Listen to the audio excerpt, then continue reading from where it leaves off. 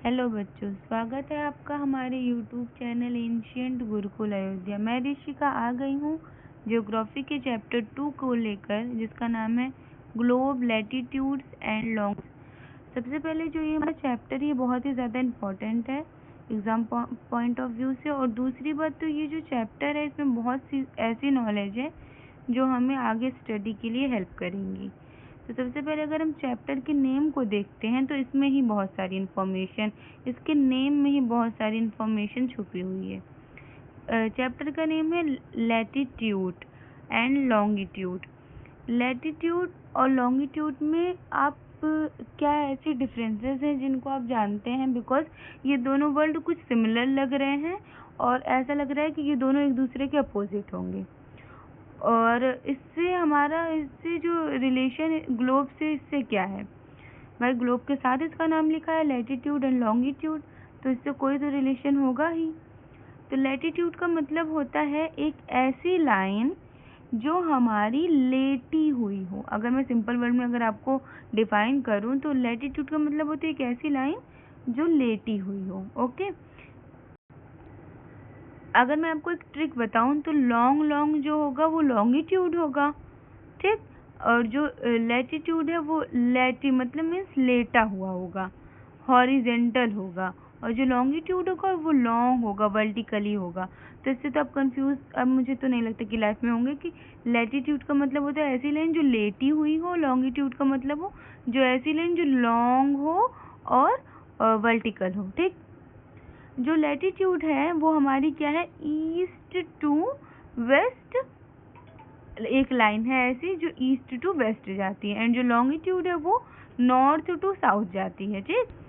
चलिए बच्चों आगे चलते हैं अब हम। In the previous chapter you have read that our planet Earth is not a sphere। हमने प्रीवियस चैप्टर में ही देखा, पिछले चैप्टर में देखा और पढ़ा कि जो हमारा अर्थ है वो स्फेयर नहीं है। It is slightly flattened at north and the south poles।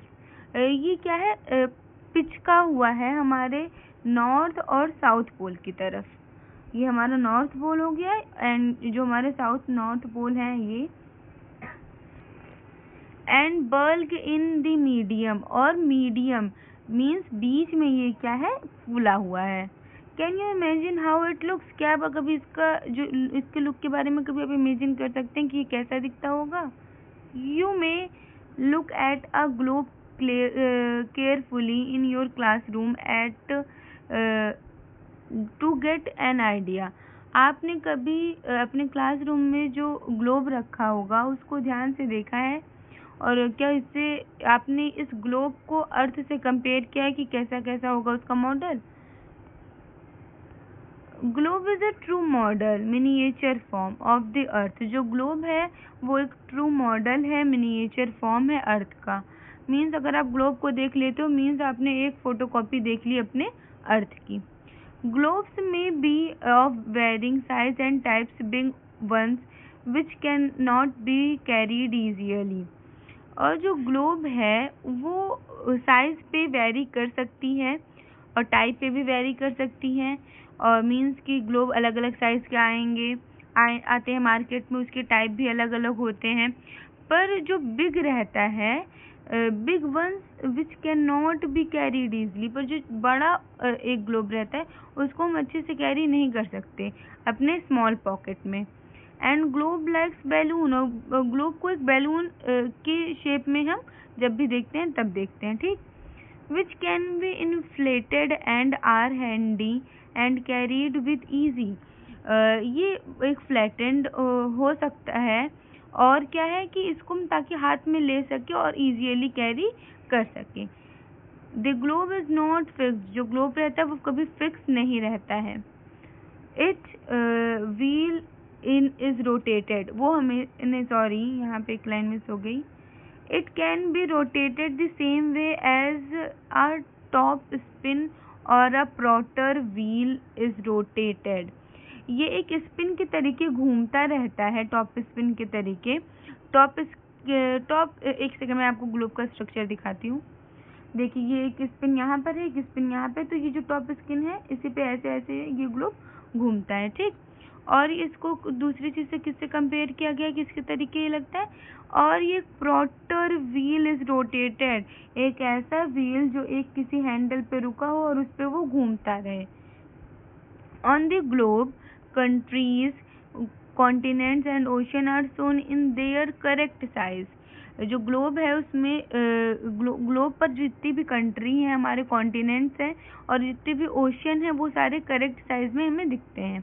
It is difficult to describe the location of a point on the sphere like the earth. ये डिफ़िकल्ट होगा डिस्क्राइब करना अर्थ की पोजीशन हमारे इस किसमें, ग्लोब में, ठीक, कि हम अर्थ को एज इट इज इस पोजीशन पे रखेंगे तो वो सही ही होगा। Now the question arise as to how to locate as place on it. तो यहाँ पे एक क्वेश्चन अराइज होता है, बनता है कि जो हमारा जो अर्थ है, हमारी जो अर्थ है उसको किस टाइप में हम ग्लोब में सेट करें कि वो एक सही प्लेस को लोकेट करे, मीन्स उसका वो एज इट इज फिक्स वही सही प्लेस ही बन जाए। We need certain points of reference and lines to find out the location of the places. और यहीं से हमें क्या मिले, एक रेफरेंस पॉइंट की ज़रूरत पड़ जाती है, लाइन की, ताकि हम प्लेसेस को, लोकेशन को फाइंड आउट कर सकें। You will notice that a needle is fixed through the globe in a tilted manner. आपने क्या कभी नोटिस किया है, जो निडल है उसको ग्लोब में एक टिल्ड मैनर में क्या किया गया है, फिक्स किया गया है। ये टिल्ड मैनर है। हम ग्लोब को सीधा भी रख सकते थे, बट हमने इसको एक टिल्ड मैनर में एक तरफ झुकाव की तरफ ही रखा है। Which is called its axis, और यही इसकी क्या है, एक्सिस है। 2 points on the globe through which the needle passes are two poles, north poles and south pole। और यही दोनों जो पोल्स हैं हमारी, यही दोनों जो एक्सिस हैं, इन्हीं को नाम दे दिया गया है कि ऐसे निडल जो कि नॉर्थ पोल और साउथ पोल से पास हो रही हैं। The globe can be moved around this needle from west to east just as the earth moves। ये जो ग्लोब है ये क्या मूव हो सकता है इस निडल के अराउंड, नॉर्थ टू ईस्ट, तो नॉर्थ टू साउथ तो होता ही है, और ये पूछ रहा है कि क्या वेस्ट टू ईस्ट हो सकता है। But remember there is a major differences, यहाँ पे बहुत सी डिफरेंसेस आएंगी। The real earth has no such needle, जो रियल अर्थ है उसके पास कोई भी सच निडल नहीं है। ये एक हमने अपनी सुविधा के लिए, हमने अपने रेफरेंस के लिए इसको ऐसा हमने फ्रेम में उसको सेट करके रखा है।